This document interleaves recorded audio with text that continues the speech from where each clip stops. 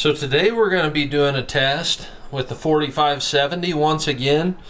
This may look somewhat familiar to the last video.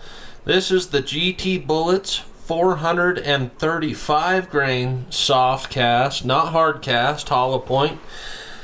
Like the 320 grain, this is a 96 2 and 2 mixture, so it's going to be a very soft bullet.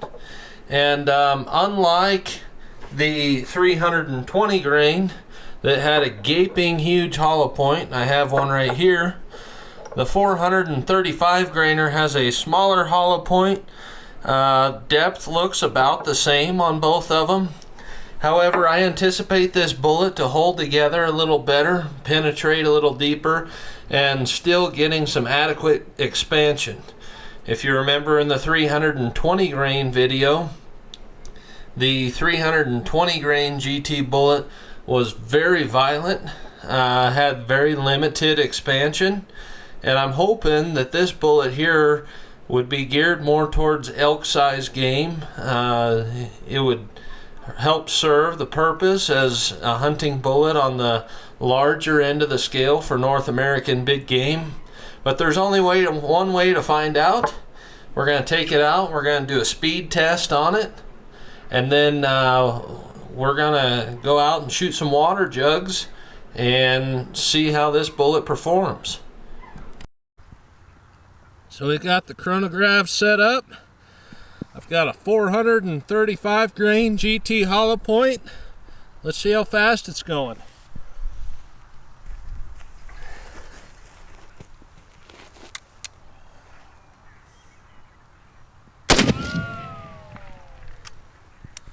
(1,844 feet per second).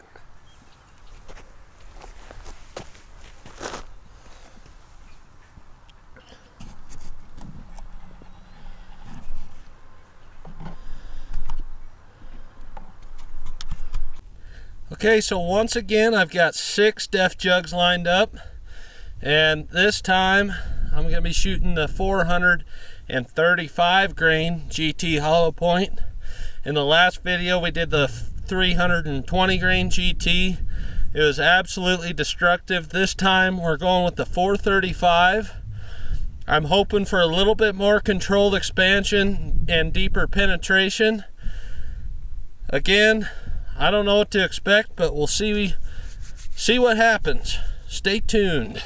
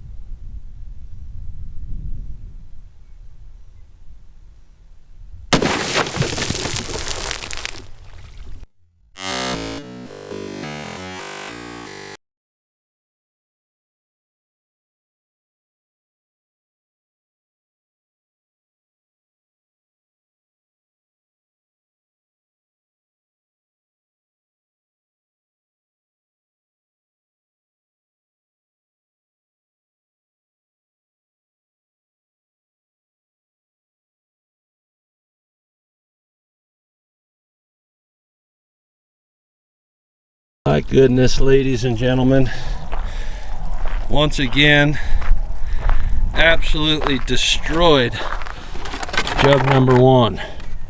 There's entry there.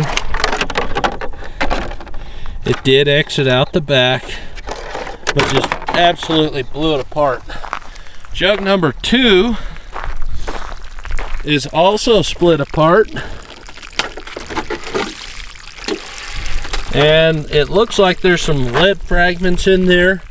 I'll pull those out later. Jug number 3 has a hole in it. So without a doubt, it penetrated farther than the 320 grain. There is no hole or dent out the back of jug number 3. I can see the bullet in there. We're gonna pull it out, see what it looks like.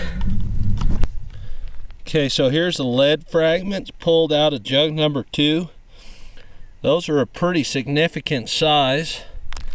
Dump those out, but I'll show you what penetrated into jug number 3. And shabam, there it is.